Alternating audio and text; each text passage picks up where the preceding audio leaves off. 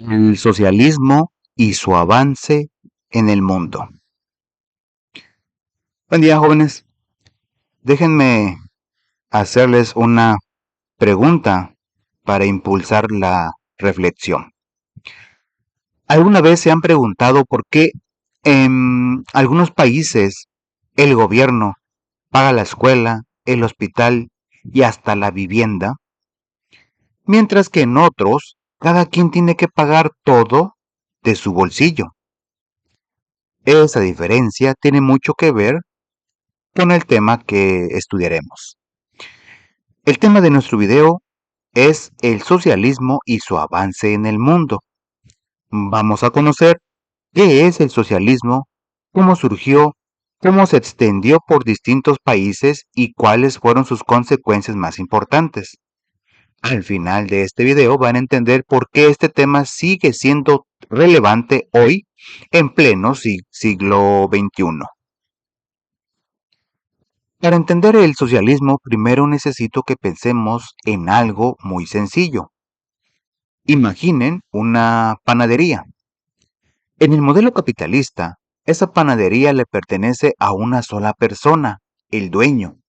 Él tiene el horno, la harina, el local, los trabajadores que amasan el pan, solo tienen sus manos y su tiempo, y a cambio de ello reciben un salario. El dueño se queda con todas las ganancias.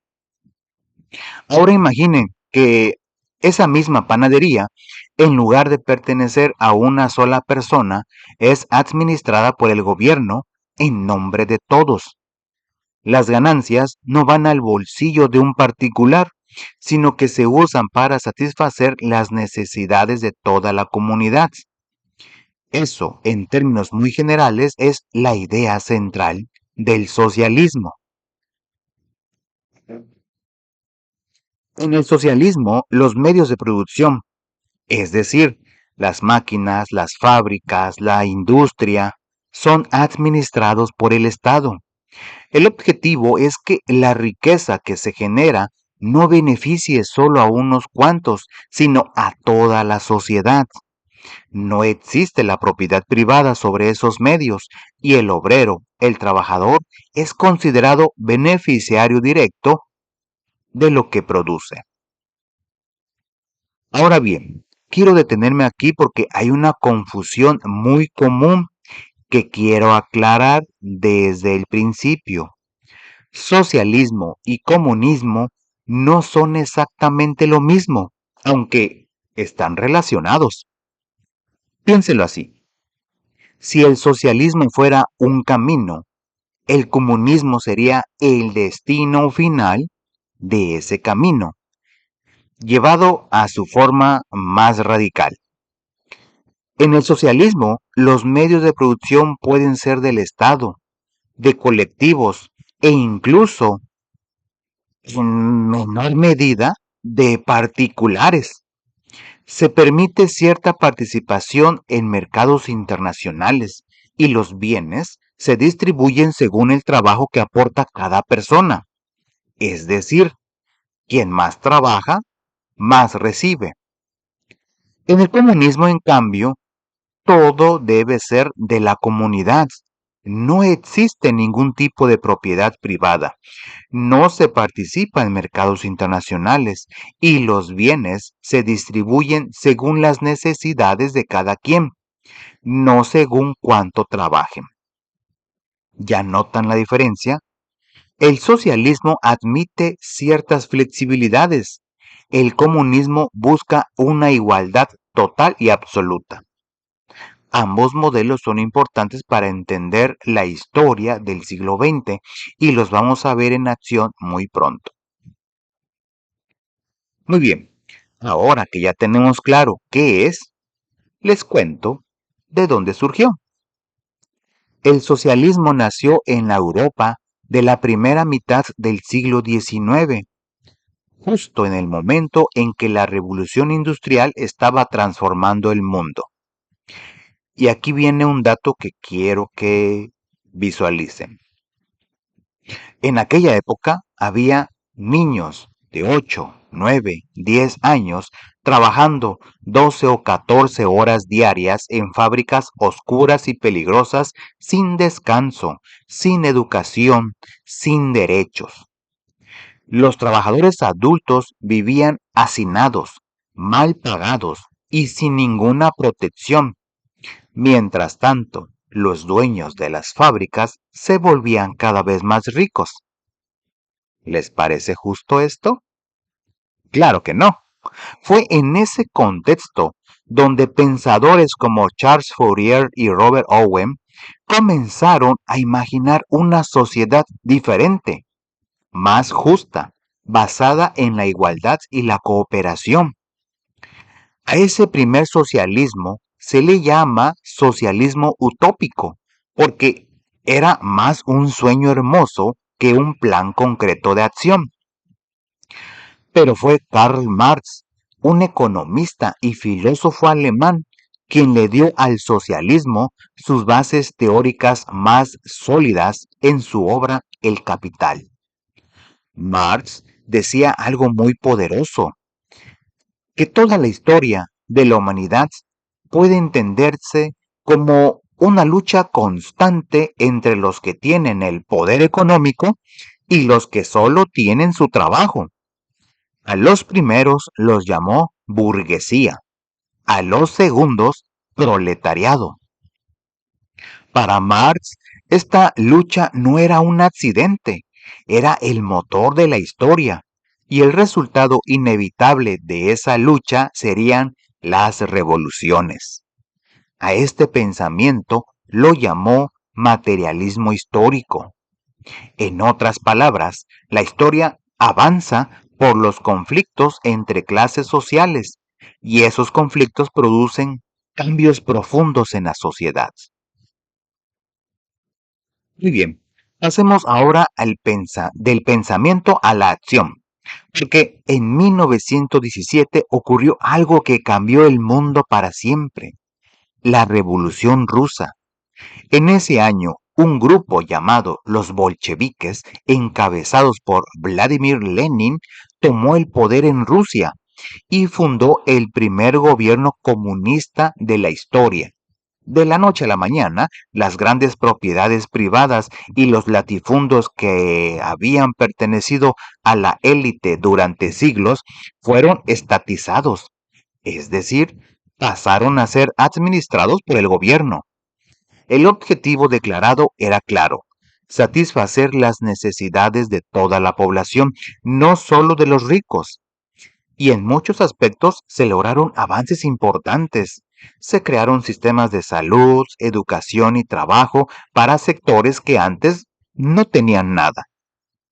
Sin embargo, y esto es importante que también ustedes lo sepan, ese mismo gobierno ejerció un control muy fuerte sobre la sociedad. Controlaba los sindicatos, los centros educativos y en muchos casos no toleraba la disidencia ni la crítica. El poder protegía, sí, pero también exigía obediencia. Tras la muerte de Lenin, Joseph Stalin asumió el control. Durante su mandato, el país vivió una crisis económica terrible en los años 30, con hambrunas devastadoras. Pero después que la Unión Soviética venció al ejército nazi en la Segunda Guerra Mundial, Stalin fue visto como un gran estadista y su fama contribuyó a que el modelo comunista se extendiera por toda Europa del Este. Polonia, Hungría, Checoslovaquia, Rumania, Bulgaria, Yugoslavia y Albania, entre otros, formaron un bloque comunista bajo la influencia soviética. Ahora, quiero que se pongan en el lugar de alguien que vive esto. Imaginen que esta mañana se despiertan y descubren que han levantado un muro en medio de su colonia. Del otro lado quedaron sus abuelos, sus amigos, parte de su familia, y no pueden cruzar. Eso fue exactamente lo que vivieron millones de alemanes. Al terminar la Segunda Guerra Mundial, Alemania quedó dividida en 4 zonas controladas por las potencias ganadoras: Francia, Reino Unido, Estados Unidos y la Unión Soviética. Las 3 primeras impusieron el capitalismo. Rusia impuso el comunismo. Como los dos modelos eran completamente irreconciliables, Alemania se dividió en 2 países: la República Federal Alemana, capitalista, y la República Democrática Alemana, comunista. El problema fue que el lado comunista ejercía tanto control sobre su población que entre 1949 y 1961 aproximadamente 2,5 millones de personas cruzaron la frontera para escapar hacia el lado occidental. Para detener esa huida masiva, el gobierno comunista construyó un muro de más de 40 kilómetros que dividió Berlín y con él familias enteras, literalmente de la noche a la mañana. Ese muro se convirtió en el símbolo más poderoso de lo que se conoció como la Guerra Fría, la rivalidad entre Estados Unidos y la Unión Soviética que dividió al mundo en 2 grandes bloques durante décadas. No fue una guerra con balas y bombas directas entre ellos, sino una guerra de tensión, de espionaje, de carreras armamentistas y de influencia política. Y como veremos, estuvo muy cerca de convertirse en algo mucho peor. Otro país enorme que adoptó el comunismo fue China. Después de una larga guerra civil, Mao Zedong fundó en 1949 la República Popular de China. China y la Unión Soviética firmaron un tratado de cooperación y juntos impulsaron el comunismo en Corea del Norte. El gobierno de Mao, conocido como maoísmo, adoptó el modelo soviético a la realidad china. Se hizo una reforma agraria masiva, se impulsó la industrialización desde el Estado y a través de la llamada Revolución Cultural se buscó reivindicar la cultura china frente a la influencia de Occidente. Aquí les comparto un dato que me parece revelador. En 1964, Mao publicó el llamado Libro Rojo, un compendio de sus ideas políticas, y lo declaró lectura obligatoria para toda la población. ¿Qué pensarían ustedes si de pronto el gobierno les dijera exactamente qué libros leer, qué pensar y qué decir? Esa es exactamente la pregunta que este modelo nos invita a hacernos. El balance del gobierno de Mao es profundamente contradictorio. Por un lado, China experimentó un crecimiento económico histórico que llegó al 100% del Producto Interno Bruto. Por otro, también vivió hambrunas terribles, producto de la reforma agraria mal ejecutada y graves violaciones a los derechos humanos, la democracia y la participación ciudadana. Un logro enorme y un costo humano igualmente enorme. Y ahora llegamos al episodio que más me gusta, el que tiene un vínculo directo con nosotros, con nuestro estado. Les hablo de Cuba y la crisis de los misiles. En 1952, Fulgencio Batista gobernaba Cuba tras un golpe de Estado. Aunque prometió combatir la corrupción, en la práctica siguió favoreciendo a las élites cubanas y a los empresarios norteamericanos que hacían grandes negocios en la isla. Un grupo de jóvenes revolucionarios hartos de esa situación decidió organizarse para derrocarlo. Tras un intento fallido en 1953, ese grupo se trasladó a México para reorganizarse. Y aquí viene la conexión que me parece fascinante. A finales de noviembre de 1956, el yate Granma zarpó del puerto de Tuxpan, en Veracruz, con 82 guerrilleros a bordo. Entre ellos estaban Fidel Castro, Raúl Castro, Camilo Cienfuegos y Ernesto El Che Guevara. Desde el suelo veracruzano salió la expedición que cambiaría la historia de Cuba. ¿No les parece increíble que algo así haya ocurrido tan cerca de donde nosotros estamos? Tras 2 años de lucha armada, las fuerzas revolucionarias entraron triunfantes a Cuba. El nuevo gobierno implementó una reforma agraria, nacionalizó industrias y lanzó una campaña masiva de alfabetización que redujo enormemente las desigualdades entre la población. Pero estas medidas afectaron gravemente los intereses económicos de Estados Unidos en la isla, lo que generó una enemistad profunda y duradera. En 1961, un grupo de exiliados cubanos, entrenados y apoyados por la CIA estadounidense, desembarcó en Playa Girón, en la bahía de Cochinos, con la intención de derrocar a Castro. El intento fracasó en pocas horas. Como respuesta, el gobierno de John F. Kennedy impuso una serie de embargos económicos y comerciales contra Cuba. Increíblemente, siguen vigentes hasta el día de hoy, más de 60 años después. Y así hay gente que dice que no existe dicho embargo. Pero lo más tenso estaba por venir. En octubre de 1962, el mundo estuvo al borde de una guerra nuclear. Desde 1959, Estados Unidos había colocado misiles nucleares en territorio italiano como medida de presión contra la Unión Soviética. Como respuesta, el líder soviético Nikita Khrushchev ordenó enviar secretamente a Cuba un arsenal impresionante: 24 plataformas de lanzamiento, 42 cohetes de largo alcance, 162 ojivas nucleares, bombarderos, aviones de combate y cerca de 43,000 soldados. Cuando los servicios de inteligencia norteamericanos descubrieron lo que estaba pasando, Kennedy convocó de urgencia a sus asesores. El mundo contuvo la respiración durante 13 días. Se estableció un bloqueo marítimo para impedir que llegaran más materiales a Cuba.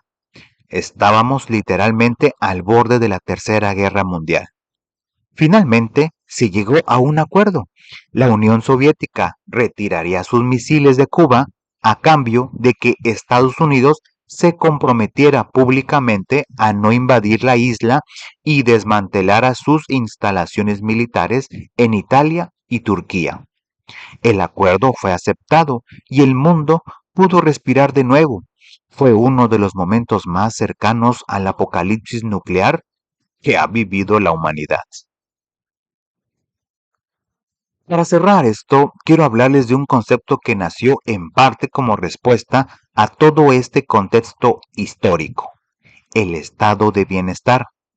Al término de la Segunda Guerra Mundial, muchos gobiernos, incluso los capitalistas, reconocieron que el Estado tiene la obligación de garantizar el bienestar básico de sus ciudadanos.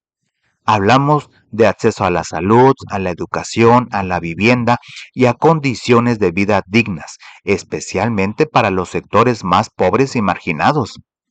Este modelo ha tenido grandes éxitos en países como Canadá y Suecia, donde el gobierno cubre la salud y la educación de toda la población.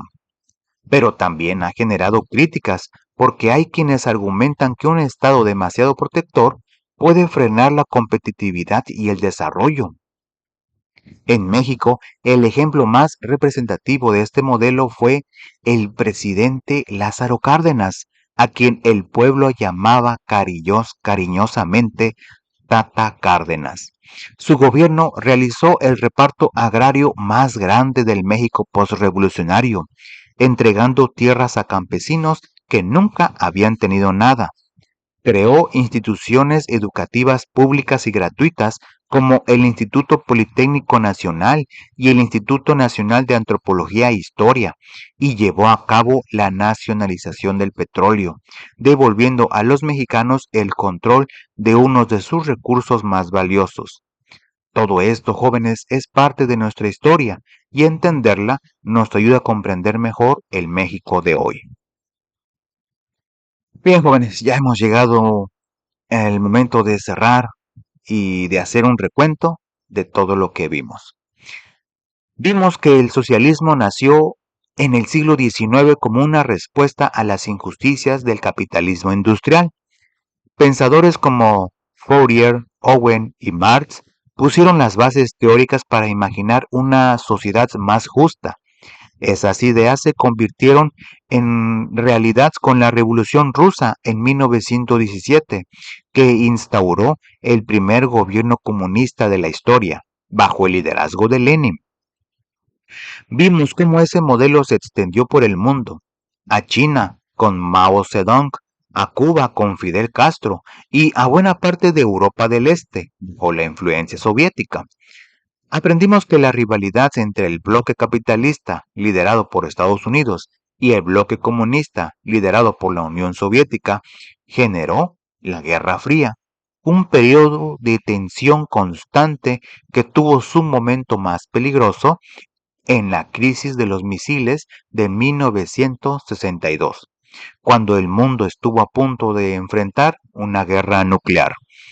Y entendimos que, más allá de los modelos radicales, también existe el estado de bienestar, que busca garantizar el acceso de todos los ciudadanos a una vida digna y que en México tuvo su expresión más importante en el gobierno de Lázaro Cárdenas. Lo más importante que quiero que se lleven hoy no es solo una lista de fechas y nombres, es la capacidad de preguntarse por qué las cosas son como son.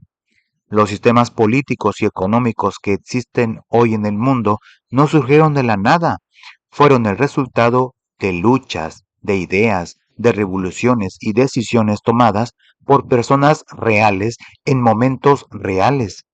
Y eso significa que el futuro también puede ser transformado por personas como ustedes, que se atreven a pensar, a cuestionar y a aprender.